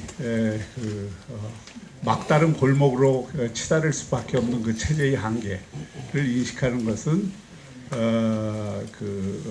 함께 이루어져야 된다고 생각을 합니다. 적어도 그 지난 70년 역사가 보여주는 것은 북한 문제가 그 미국이 1945년 이후에 한반도에 개입한 이후에도 그랬지만 결국 2차 세계대전 이후에 이 공산주의의 확산과 중국 혁명의 성공이라고 하는 그런 어떤 조건 하에서 그 공산주의와 자본주의 체제 대결, 그리고 전체주의와 자유주의의 체제 대결, 그리고 대륙 세력과 해영 세력의 대결이라는 그 전선에서 미국이 칠 수밖에 없었던 한반도에 대한 입장, 이런 것들의 연장선상에서 지금도 여전히 지정학의 산물로 다루어지지 않을 수 없다라고 생각을 합니다. 그리고 이런 어떤 지정학적 적대를 생각을 할 때 북한 핵 문제에 대한 해석도 상당히 좀 달라질 수 있다라고 생각을 합니다. 그 말씀은 1992년에 그 비핵화 선언 이후에 커밍스 교수님이 말씀하셨던 57년에서 90년까지 한반도에 배치됐던 미국의 핵무기도 물러나게 되고, 그걸 조건으로 해서 북한도 핵무기에 대한 시험, 제조, 생산, 접수, 보유, 저장 등 모든 활동을 금지하기로 한 그 한반도 비핵화 선언이 사실 오늘까지도 한반도에서 가장 이 비핵화와 평화를 가져올 수 있는 유효한 선언으로서 기능할 수 있었던 것이라고 생각합니다. 그런데 그것이 지켜지지 않았습니다. 그런데 그 원인을 두고 또 저는 스토리텔링의 투쟁이 일어나고 있다고 생각합니다. 한쪽에서는 북한의 입장에서는 미국이 북한에게 약속한 것을 제대로 지키지 않았기 때문에, 또 북한이 체제 위협을 받고 있기 때문에 핵 개발을 계속할 수 없었다는 논리로 맞서고 있는 것이고, 미국은 북한이 그런 약속에도 불구하고 자신들이 어떤 이유에서 관계없이 그 핵무기 개발을 다시 몰래 진행을 하고, 그것이 몇 번에 걸쳐서 발각이 됨으로써 북핵 위기가 표출이 되고, 그 북핵 위기가 표출되는 과정에서 남북 대화가 있었다 하더라도 그 핵무기 개발이라고 하는 그런 기본적인 과정을 포기하지 않음으로써, 그것은 미국의 입장에서는 미국의 전략적 이익에 심대하게 대립되는 것이기 때문에 그걸 용인하거나 또는 그것을 포용하는 그 미국의 한계를 끊임없이 자신의 입장으로 내세울 수밖에 없었습니다. 그런데 그런 어떤 과정에서 적어도 부시나 오바마 정부까지는 전략적 인내라고 하는 관점에서 이 북한에 대한 제재는 강화하지만 실질적으로 군사적 개입을 하는 또는 군사적 옵션에 대한 이 기획은 대단히 소극적으로 고려되었던 반면에, 지금 이 국면은 어떤 면에서는 지금 50년대 이후에 가장 미국이 적극적으로 그런 군사적 옵션을 고려하는 그런 지점까지 왔다는 것이죠. 그래서 이런 어떤 시점에서 커밍스 교수님께서 북한에 대한 어떤 내재적 이해를 바탕으로 한 미국의 오판 또는 전략의 완전한 실패를 지적을 하고 계신 건데, 저는 그 문제와 동시에 제가 좀 여쭙고 싶은 것은 이것이 과연 미국의 오판이냐 아니면 북한의 오판이냐 하는 문제를 우리 입장에서는 제시하지 않을 수가 없다. 북한이 그게 공포심에 의해서든 자신들의 어떤 내부의 필요에 의해서든 자기 체제 유지를 위한 수단으로서든 또는 적화 통일을 위한 수단으로서든 핵무기를 포기하지 않고 그것을 유지하는 한 과연 미국의 오판을 막을 수 있겠는가? 그럼 우리 대한민국의 입장에서는 미국의 오판을 저지하는 것이 더 중요한지 북한의 오판을 저지하는 것이 더 중요한지 어떤 입장에 서는 것이 이 전쟁을 막는 전략인지 우리 입장에서 보면은 미국의 전략적 이해라는 건 단순히 북한만 바라보는 것이 아니라 전 세계 전략의 일부로서 기능하는 것이기 때문에 그 북한에 대한 내재적 이해가 어떤가와 관계없이 작동할 가능성이 현실 정치 맥락에서는 굉장히 높다고 생각을 합니다. 그렇다고 한다면은 북한의 오판을 미국의 세계 전략까지도 고려한 또 지금의 미국의 그 북한에 대한 판단까지도 고려한 북한이 자기 생존 전략으로 또는 한반도의 전쟁을 막기 위한 대책으로서 자신의 생각을 바꾸지 않으면 안 된다라고 하는 이 현실적인 요구를 어떻게 수용하게 만들 것인가. 이게 우리에게 주어진 과제고 임무고 그것이 한반도의 그 이 전쟁 위협을 어느 정도 저지할 수 있고 또 막을 수 있는 현실적인 방안이 아닌가 이렇게 생각을 해봅니다. 감사합니다.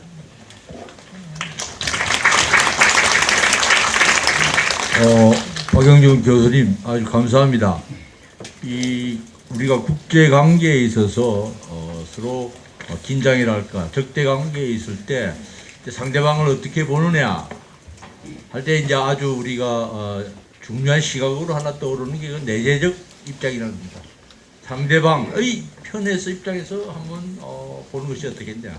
아주 대표적인 예가 그 몇 년 전에 우리 송두열 교수의 생각이 나시죠. 독일에 계시는. 그러니까 그런 입장들이 이제 아주 전형적인 북한의 입장에서 한번 북한을 이해해보자. 그래서 박영준 선생님은 이 커밍스 교수님도 그런 입장에 서 있다. 그러나 지금 현실적으로 보면 미국은 미국 나름대로의 그 어떤 합리성을 가지고 임하지 않았겠느냐. 또 그것보다 더 중요한 것은 우리는 지금 어떻게 되느냐. 우리는 어떤 입장을 가져야 되느냐 하는 이런 아주 그 미묘한 점을 잘 지적을 해주신 것 같습니다. 그럼 지금부터 우리가 자유 토론 시간으로 가겠는데 이제 나중에 우리가 이제 커밍스 교수님의 답변을 듣기 위해서 시간을 좀 충분히 드릴 것 같아서 토론 시간은 좀 아시겠지만 한 10분에서 15분 정도로 좀 축소를 하고 그리고 가급적이면은 3분 이내로 그래서 그러면 가능한 여러 사람들이 참석을 할 수 있을 것 같습니다. 지금 이 자리에 아주 그 부산의 그 참 학계나 운동계의 원로이신 그 강신표 선생님이나 배다지 선생님도 나오셨는데 혹시 먼저 이렇게 한 말씀 올리시려면 예, 강신표 선생님 먼저 시작해 주십시오. 네.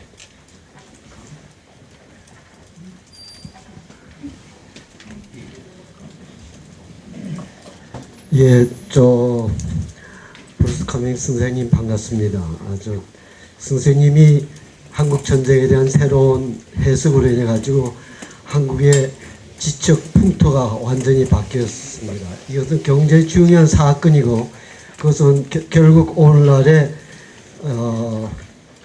촛불혁명으로까지 연결되면서 이른바 좌파 수정주의 정권이 들어오는까지 연결되는 큰 물결을 이렇게 수정했다는 점에서 아주 중요한 공헌을 하시고 영향을 준 게 아닌가 생각됩니다. 그런데 전 지금 질문하고 싶은 게 뭐냐면 저는 1936년생이어서 일제시대 국민학교 일제하에서 3학년까지 공부하고 6.25 때 그 중학교에 그 경기중학 들어가서 49년에 들어갔기 때문에 6.25 3개월 동안 인민군 치하에서 서울을 경험한 사람이고 그 이후에 4.19니 쭉 보았던 하나의 역사를 살아온 사람이기 때문에 선생님에게 질문하고 싶은 게 한 두 개 있습니다. 하나는 이 근본적인 북한과 소위 전쟁 그거에 대한 새로운 자료들이 중국이라든지 소련에서 많이 나왔던 자료들이 있는데 그런 것에 대한 말하자면 이후에 선생님의 생각이 그 입장이 말하자면 내전이라고 하는 것이 지금도 그대로 생각하고 있는 것인지 두 번째는 이건 우리가 꼭 기억해야 될 것이 2차 대전 끝나고 미 군정이 들어왔을 때 교육 차원에서 여러 가지 교육 프로그램을 많이 소위 민주주의는 뭔가 하는 그 교육 교재들, 또 이제 전쟁 끝나는 다음에 소위 일반 시민들에게 교육하는 자료들이 굉장히 많았습니다. 그거는 제가 볼 때는 미 군정의 소위 미국화를 위한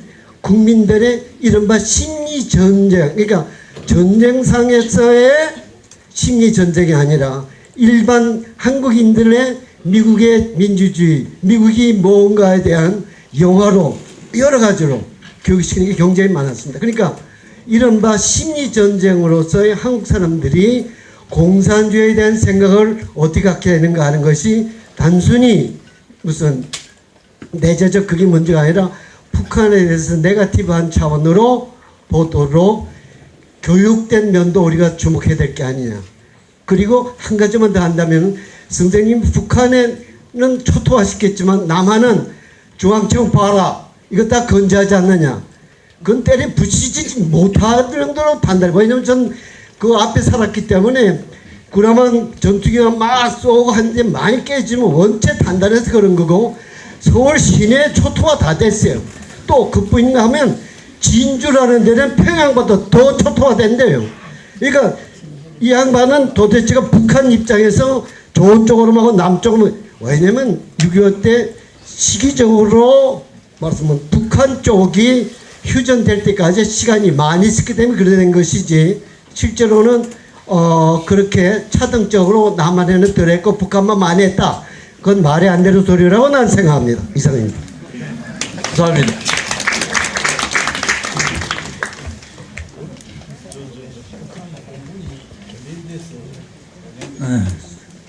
저는 앉아서 하겠습니다.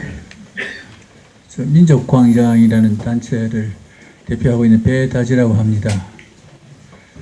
먼저 브루스 커밍스 교수님께서 이와 같은 강의에 임해 주신 데 대해서 감사합니다. 그리고 이렇게 격도 높은 강좌를 열어주신 동아대학교 측에 대해서 시민의 한상을 보면서 정말 고맙게 생각합니다.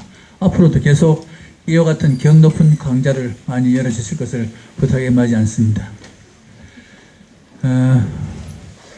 북한의 핵 문제를 둘러싸고 지금 전쟁이냐 아니냐 하는 이런 어떤 문제들이 우리의 신경을 도우고 있는데, 제가 생각할 적에는 여태까지 북의 핵을 둘러싸고 여러 가지의 말하자면 논의가 있었고 그 결론이 있었고 또 새로운 논의가 있었고 또 결론이 있었고 쭉 해왔습니다만도 세 번, 네 번 모두가 미국이 먼저 그것을 실행하지 않아서 오늘 이와 같은 북한의 핵의 수준에까지 이르렀습니다.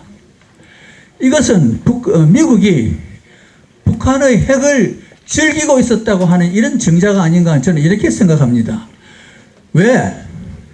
미국은 지금 조만간 정상적인 이제 금융자본주의 자체도 지금 위협을 받고 있는 이런 처지에서 전쟁을 하지 않으면 안 되는 이런 어떤 경제적 위기에 봉착해 있는 것이 아닌가 하는 이런 점에서 미국이 자기 구제 차원에서 전쟁을 하려고 하는 이런 급박한 자기 몸부림이 아닌가 하는 이런 생각에서 상당히 높은 전쟁의 위험을 저는 느끼고 있습니다. 여기에 대해서 교수님의 의견은 어떠신지 한 말씀 여쭙겠습니다.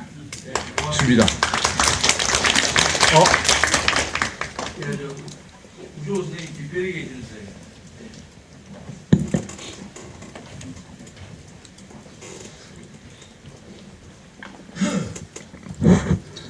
커밍스 교수님 만나 뵙게 되어서 영광입니다.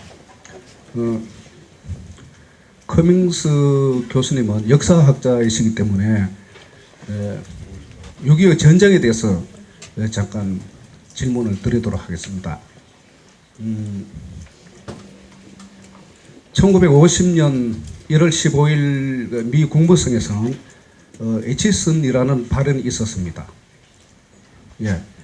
그래서 이 주요된 그 핵심은 극동 방위선이라고 그래서 한국과 대만이 이 극동 방위선에서 제외된다는 그러한 내용이 핵심인데 6.25 전쟁의 근본 원인은 여러 가지 요인이 있습니다만은 저는 개인적으로 생각하기에는 에지슨 발언이 거의 한 80% 내지 90%는 차지하지 않았는가라는 생각을 해봅니다.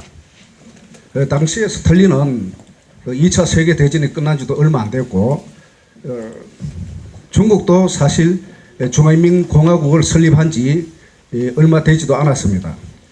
그런데 양측 모두 전쟁을 꺼렸습니다만은 유독 남침을 하게 된 이유는 에지슨 발언이 난 이후에 일어났던 걸로 봐서는 저 개인적으로는 그게 큰 문제가 안 되었느냐라는 생각을 해보는데 커밍스 교수님은 어떻게 생각하시는지 그거 한번 질문을 드리고 싶고, 한 가지는 2006년도에 핵실험 1차로 시작해서 지금 6차까지 시작이 됐습니다. 그래서 그 미국을 주도로 한 국제 제재가 지금 완강하게 펼쳐져 있는데 과연 커밍스 교수님은 이 국제적인 이 북한 제재에 대해서 또 다른 해법을 가지고 계시는지 거기에 대한 질문을 드리고 싶습니다. 감사합니다. 이쪽 라인에 있는 저분 먼저 하시고.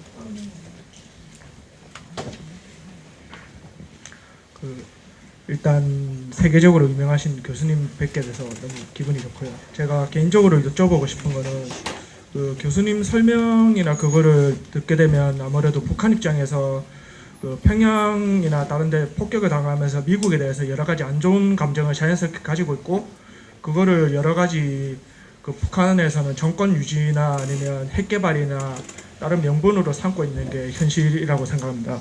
근데 이런 상황에서 만약이라고 가정하고 옛날 그 협상했을 때처럼 그 미국이 모든 전쟁 위협 발언을 다 하지 않는다고 선언하고, 그 옛날 NPT 탈퇴하기 전처럼 비핵화 선언하고, 심지어 북한이 원하는 대로 그 한미 군사 훈련까지 만약 그만두고 경제 제재 등 모든 위협을 그만둔다고 할 때 과연 북한이 핵 개발을 당장 포기한다고 생각하는지 그거를 궁금합니다. 왜냐하면 포기를 한다면 정권 유지라든지 아니면 그 다른 명분이 없어지는데 그것을 과연 포기하면서까지 핵을 포기할 것인지 그거에 대해서 궁금합니다.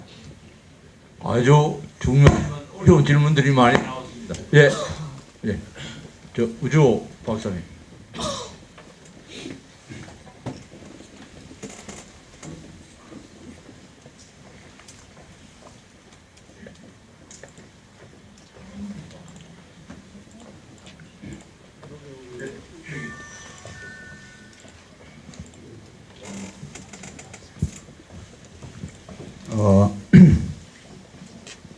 브루스 커밍스 교수님 잘 들었습니다. 근데 저는 현 단계에 미국이 세계 패권을 유지하는데 가장 중요한 것이 중국과 떠오르는 다음 차세대 권력 이동이 갈 중국과 지금 러시아하고 태평양상의 지금 이 대치점이라고 생각하는데, 그래서 여기에서 지금 미국이 주둔할 수 있는 명분, 그것도 한반도와 같은 한미일 동맹 같은 이거를 계속 지속하기 위해서는 북한이 저렇게라도 핵까지도 그거 하면서 위협적인 존재가 되고 끝까지 벼랑 끝으로 그런 전술을 해야만이 미국도 때에 따라서는 주둔할 명분 내지 결국은 또 하나의 국익을 위해서도 그렇고 무기를 판매해야 된다는 겁니다. 지금도 보면 이란의 핵 문제를 거의 그 오바마 정권에서 한 거를 다시 또 되돌려버리고, 또 이스라엘에서 그 수도를 예루살렘이라 하는 정도까지 중동 지역의 시아파와 수니파의 이 대립 구도를 또 거기서도 이렇게 하면서 사우디나 많은 나라의 무기도 엄청 많은 판매를 하고, 그래서 이런 걸 할 때 이번에도 평창올림픽 이후에 이 부분이 전쟁을 그할 것이라는 게 이게 강경 모드로 아주 대치 그하로 돌아가지 않으면 미국의 국익에 그하다 아주 그 초조함이지. 그런데 중동 지역에는 석유나 뭐나 경제적인 이익권 내지 또 다른 그런 부분도 있지만은 지금 북한에 대해서는 지금 북한과 전쟁을 한다 해서 미국에 그렇게 큰 실익이 있겠는가? 때에 따라서는 긴장을 여러 각도에서 가면서 한국이든 일본이든 주변에 무기를 많이 판매도 할 수 있는 이게 더 핵심적인 게 아닌가 이상입니다. 예, 감사합니다. 좀 더 많은 질문이 있는데 이 발표자님께서 좀 자기에게 답변할 충분한 시간을 달라고 요청이 와서 죄송합니다. 자, 그러면 허민수 교수님 부탁드리겠습니다.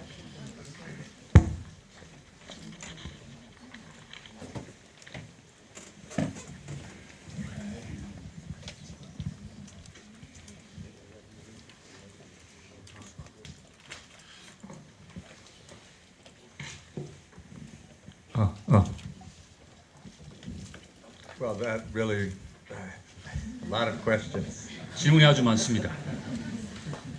I'd like to thank Professor Kim Dong-chun for his many questions and also for all of his work on the Peace and Reconciliation Commission. I very much admire him for that.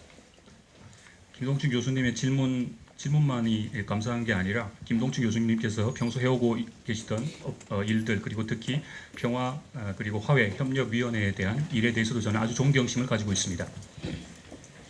On many of his points, I'm in agreement with him. I chose the term amnesia because it means a kind of pathological forgetting. You are knocked on the head and you can't remember anything.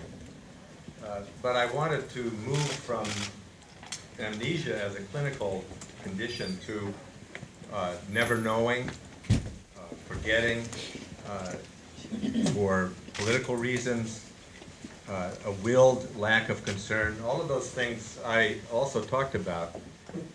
And I didn't mean to suggest that the only problem is amnesia. 김동춘 교수님께서 지적한 부분에 대해서 저는 많은 동의를 합니다.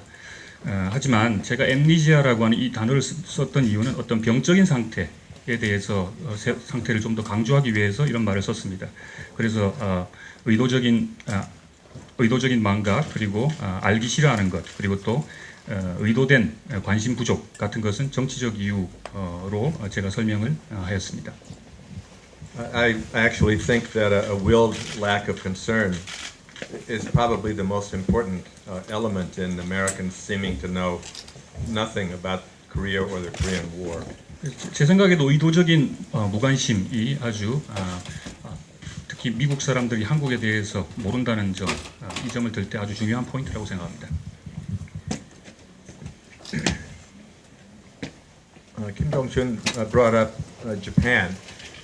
And with Japan, you have again, in relation to South Korea, a perfect example of a willed lack of concern on the part of Japan.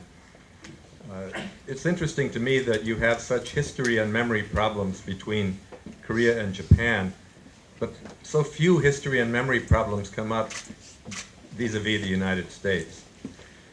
김동춘 선생님께서 일본에 대한 문제를 제기하셨는데 아주 적절한 예라고 생각합니다. 저는 일본과 한국의 관계에 있어서 의도적인 관심 부족이 아주 적절한 표현이 될 수 있다고 생각합니다.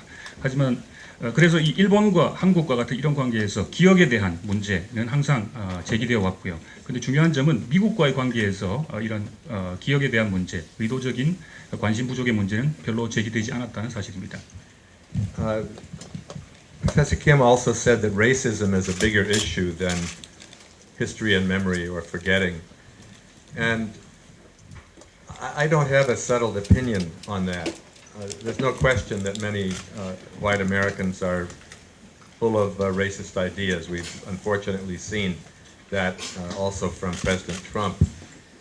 But I tend to think that the problem between the U.S. and North Korea is not one of racism.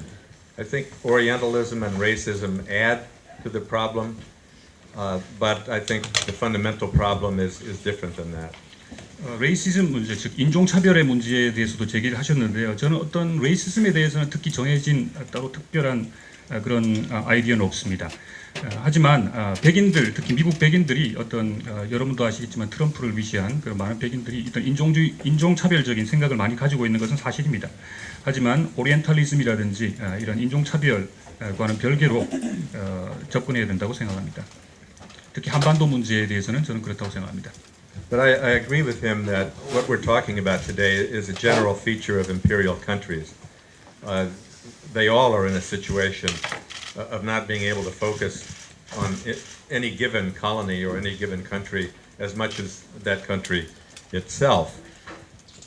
제국주의 일반적인 문제점에 대해서 지적해 주셨는데요. 예, 맞습니다. 어떤 한 국가라든지 한 지역에 대해서 제국주의 국가들이 어떤 많은 관심을 특정한 국가 지역에 기울인 적은 별로 없습니다.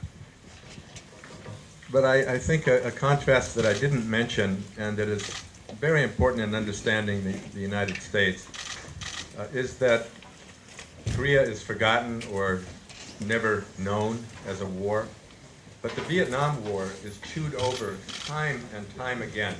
We just had a major documentary on the Vietnam War. And particularly Americans of my generation seem to have an unlimited capacity to examine what went wrong in Vietnam. 또 한 가지 또 대조되는 점을 제가 강연에서 언급하지 않았는데 한국에 비해서 베트남 전쟁에 관한 기억들은 미국에서 엄청나게 많은 다큐멘터리 등을 위주로 한 작품들을 통해서 기억을 되살리고 있다는 사실입니다. Every once in a while I say to my students or in a forum like this, all these things that happened in Vietnam that you all know about, they also happened in Korea. It was a very similar war.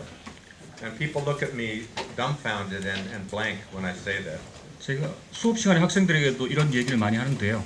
베트남에서 일어났던 그 끔찍한 일들이 한국에서 일어났다라고 학생들에게 얘기해 주면은 학생들은 깜짝 놀란 눈으로 저를 쳐다보곤 합니다. Just for purposes of time, I'm going to move on, but I really thank Kim Dong-chun for his excellent questions. 시간 관계상 김동춘 선생님의 질문을 다 답변하지 못하고 다음 질문으로 넘어가도록 하겠습니다. I would just say he used the term twilight of imperialism. 그 중에서도 한 가지 가기 전에 언급하고 싶은 것은 제국주의의 황혼이라고 언급을 하셨는데요.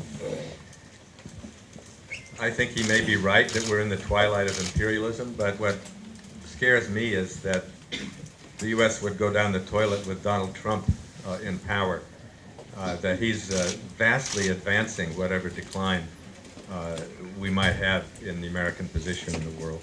그 점에 대해서는 트럼프가 이미 미국의 역사를 화장실로 밀어넣지 않을까라고 저는 생각하고 있습니다. 이미 미국의 역사가 지금 쇠퇴하고 있는데 트럼프로 인해서 아마 더 그 속도가 가속화될 것이라고 저는 믿고 있습니다. I'd like to turn to Professor Bach's questions, and I'm glad he liked my book at one point. I'm sorry he moved into the opposition camp. 박형준 교수님의 질문으로 넘어가서요. 젊었던 시절에 제 책을 좋아해 줬다니 감사한데 다른 쪽으로 옮기셨다니 참 유감입니다. He used the term memory of facts, and I don't like to brag at all about myself, but I was the first non-official person into the archives of the U.S. military government and then the Korean War. And everything, my basic fundamental judgments are based entirely on primary documents that I read, formerly top secret, that most other people haven't read because they're sitting in an archive. 사실에 대한 기억에 대해서 박 교수님께서 언급해 주셨는데요. 저는 미국 자료, 미국 문서 보관국의 보관실에 처음으로 접촉한 미국의 관리가 아닌 최초의 민간인이었습니다. 그리고 제 작품들은 제 저작들은 주로 매우 사실에 근거해 있으며 주로 1급 비밀들에 근거한 것입니다. Because of that situation where I was lucky to be first, I have complete confidence in my own work. 그래서 제가 미국 문서 보관원에 최초로 접근했다는 그런 행운 때문에 저는 더 많은 일을 할 수가 있었습니다. I always thought I had a little bird on my shoulder while I was doing my research, an honest, rational person looking over me and telling me whether I'm interpreting these things fairly. 문서 보관소에서 작업을 하고 있을 때 저는 뭔가 좀 제 어깨에 새 한 마리가 앉아서 저를 지켜보고 있다는 그런 생각을 많이 했습니다. 그래서 제가 어떤 객관적인 일을 제대로 하고 있는지 항상 감시당하는 느낌이었죠. So, of course, anybody makes mistakes, and I've made my share of mistakes, but I still believe the Korean War was, in its fundamental nature, a civil war. 사람들은 많은 실수를 합니다. 저도 합니다. 하지만 제가 근본적으로 아직도 주장하는 바는 한국 전쟁이 바로 내전이라는 것입니다. Professor Bach and also the next gentleman born in 1936 said that I was looking at the question of bombing from the North Korean point of view, and that's a risk. Excuse me, a risk anybody takes when they try to understand what the North Koreans are saying about their own experience. I believe they're right that their country was bombed more than any other 20th century country. South Korea was bombed too, but I have photos, lots of photos of Seoul at the end of the war. And even though there are many damaged buildings, it doesn't look like Hiroshima. But Wonsan and Pyongyang look like Hiroshima. 1936년생인 질문자에게 제가 답변을 드리도록 하겠습니다. 북한 측 입장에서 저를 이제 바라본다고 질책을 하셨는데요. 저는 항상 어떤 입장을 취하는 데 대해서 위험성이 따른다고 생각합니다. 저는 여전히 북한이 20세기 그 어떤 나라보다도 가장 더 많은 폭격을 당했다고 생각하고 있습니다. 제가 가지고 있는 자료에서 보여지는 남한의 모습은 남한의 모습에서는 북한처럼 그렇게 완전히 폭격을 당한 모습을 찾을 수가 없었습니다. 특히 원산과 평양은 완전히 폭격된 모습을 알 수 있었습니다. The other major point that Professor Park made is a very important one, and that is that North Korea cheated on its agreements with the United States and with the United Nations in developing uranium centrifuges and apparently working toward an enriched uranium bomb. Now this is very important because the U.S. had all of North Korea's plutonium under international control for 8 years. They couldn't have an ounce of plutonium. They also, go ahead. 박 교수님의 질문으로 다시 돌아가서요. 아까 말씀드렸던 북한 핵 동결 문제에 대해서 다시 언급을 좀 드리도록 하겠습니다. 북한은 플루토늄을 완전 8년 동안 완전히 동결시켰던 바가 있습니다. 그리고 또 우라늄이라든지 아니면은 핵 처리 문제에 대해서 말씀하셨는데 이것도 아주 중요한 포인트라고 저는 생각합니다. 이 문제와 관련해서. And the missile deal, if Clinton had signed it with Kim Jong-il, would have taken away their medium and long-range missiles. 그리고 또 미사일 협정 같은 경우는 중거리 그리고 장거리 미사일까지도 포함시킬 수 있는 그런 단계에 있었습니다. Now, when Bush came in 2001 and refused to go ahead with the missile deal, the New York Times did a major investigative story about that deal. 2001년에 부시 정부가 들어섬에 따라서 이런 협정들을 거부했는데요. 뉴욕 타임즈에서는 대대적인 탐사 보도를 이 문제에 관해서 취재하게 됩니다. I happened to, by accident, have lunch with William Perry when I was out at Stanford at that time. I had lunch with William Perry on March 6th, 2001. I still remember the date because that was the day the New York Times investigative report came out. 2 full pages. 스탠포드 대학에서 제가 잠깐 있을 때 윌리엄 페리와 점심 식사를 우연히 할 기회가 있었습니다. 그 날짜가 바로 2001년 3월 6일이었습니다. 제가 그 날짜를 기억하는 이유는 바로 뉴욕 타임즈의 탐사 보도 기사가 바로 그날 실렸기 때문입니다. The New York Times article mentioned enriched uranium and that the North Koreans seemed to be cheating. And Perry said, and I'll never forget it, he said, "You nail down what you can nail down. We have the plutonium nailed down, we have the missiles nailed down, we can handle the enriched uranium later on." 그때 당시의 보도에 따르면은 북한이 우라늄 핵무기에 대해서 속이고 있다라고 하는 내용이었습니다. 하지만 페리가 저에게 정확하게 이 점을 지적했습니다. 우리는 플루토늄에 대해서는 확실히 동결시켰다. 그리고 미사일에 대해서도 확실히 미사일에 대해서도 그런 조치를 취했다. 하지만 우라늄은 다음 단계에 있다는 점을 분명히 밝혔습니다. And then it turned out the fact is that Vice President Dick Cheney and Defense Secretary Rumsfeld wanted to break the agreement. They were heavily involved in building up missile defense. They didn't fear North Korea, but they saw North Korea as a stalking horse, as a front for dealing with China, a useful front for dealing ultimately with China. And so they didn't want an agreement. 딕 체니 같은 경우는 MD 미사일 방어 시스템에 대한 구축을 확보하기 위해서 기존에 있던 미사일 협정에 대해서 반대 입장을 밝힌 것입니다. 분명히 북한과의 이런 입장을 전선 삼아서 MD를 완성하기 위한 계획이었던 것이고. There were many other questions. I know we have to get out of here in about 5 minutes. 질문이 아주 많은데 제가 알기로는 한 5분 있다가 떠나야 될 것 같아서 좀 더 속도를 높여보겠습니다. Dr. Kim asked me what should South Korea do? 김 선생님께서 그러면은 한국이 할 수 있는 일, 한국이 해야 될 일은 무엇이냐고 여쭤보셨습니다. What should South Korea do about President Trump openly discussing an attack on North Korea? 트럼프가 공공연하게 북한을 공격해야 된다고 얘기하는 데 대해서 어떤 일을 해야 되는지. And what should South Korea do given that President Moon Jae-in is a progressive and President Trump certainly is not?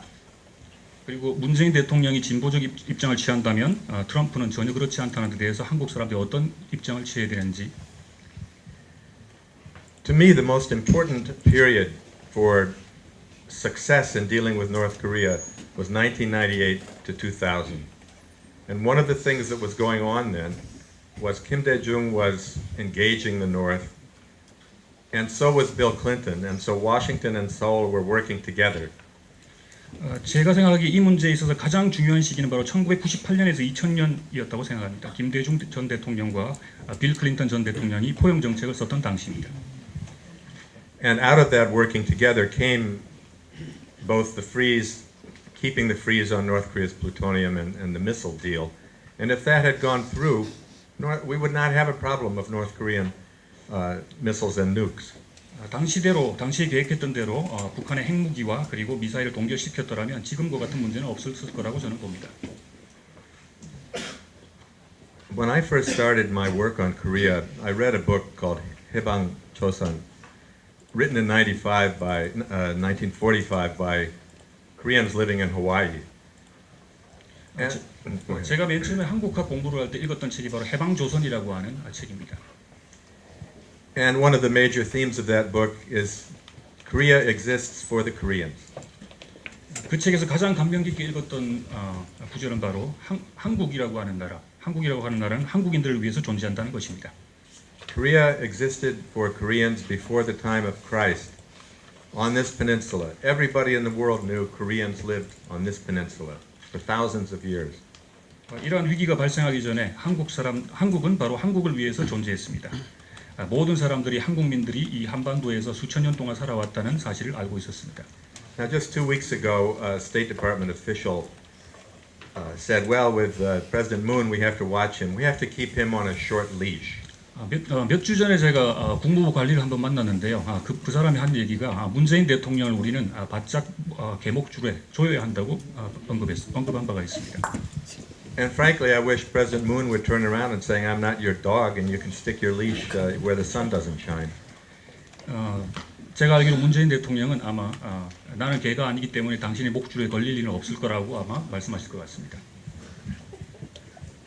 But I would just say my last words on this particular subject are South Korea needs to stand up to the United States. It needs to tell the United States there's not going to be a war on the Korean Peninsula. 제가 하고 싶은 마지막 말 중에 하나입니다. 아마 한국이 바로 미국에 맞서서 한반도에는 전쟁이 없어야 된다는 점을 분명히 해야 된다고 저는 생각합니다.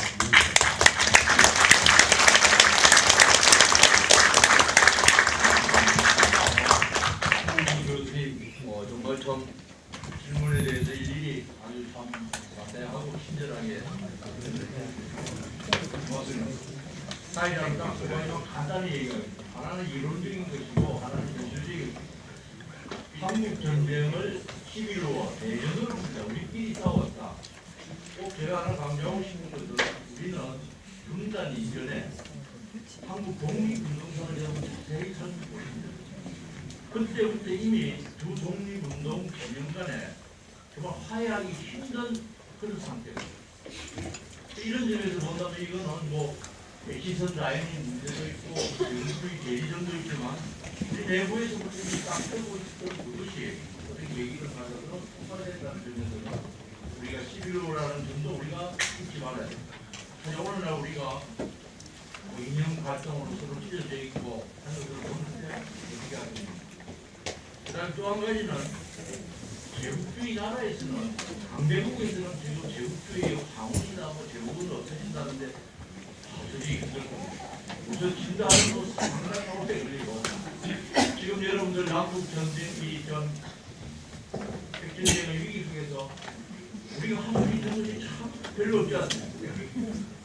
근데 나도 대안이 없습니다만 이런 상황에서 우리가 어떻게 뭐 주체성이라고 표현을 했지 나름대로 이거와 같은 자기를 찾아야지 다 같이 한번 고민해봤습니다. 아무튼 오늘 정말 참 이렇게 진지하고 May I say one more thing? I just wanted to say about the gentleman in the back who asked me about Atchison's press club speech in 1950. 50년의 애치슨의 발언에 대해서 언급하신 분이 계신데요. 거기에 대해서 제가 조금 언급하고자 합니다. That is one of the greatest myths of the Korean War, that Atchison sort of invited an attack. 제가 생각하기에 그거는 아마 한국 전쟁이 애치슨 덕분에 애치슨의 그런 발언 때문에 생겨났다고 하는 일종의 미신이라고 저는 생각합니다. I wrote an entire chapter on it, and if the gentleman emails me on the University of Chicago History Department website, I'll be happy to send him that chapter. 제가 그 부분에 대한 책의 한 챕터를 읽었는데요. 제가 원하신다면 한 챕터를 보내드리도록 하겠습니다. 자, 그러면 이상으로서 오늘 우리 학술대회가 그야말로 참 성공적으로 잘 끝났다고 납득하면서 마치도록 하겠습니다.